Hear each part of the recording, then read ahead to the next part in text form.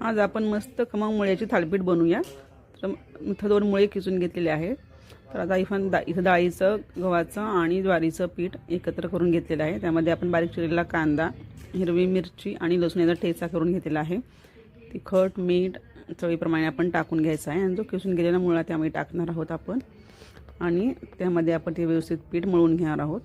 घट्ट असा गोळा बनवून घ्यायचा आहे। आता एका तव्याला थोडंसं तेल टाकून आपण त्यावरती थालीपीठ थापून घेणार आहोत। अगदी झटपट रेसिपी बनते ही आणि खूप खमंग छान असं थालीपीठ लागतं हे मुळ्याचं। आता आपण हे थालीपीठ गॅसवरती ठेवून देऊयात।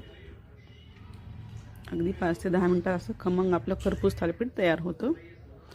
तुम्ही ते चटणी किंवा लोणच्यासोबत सर्व करू शकता।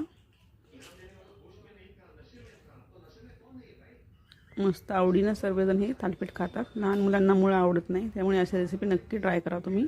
आणि माझ्या चॅनल लाईक करा, सबस्क्राईब करा। धन्यवाद।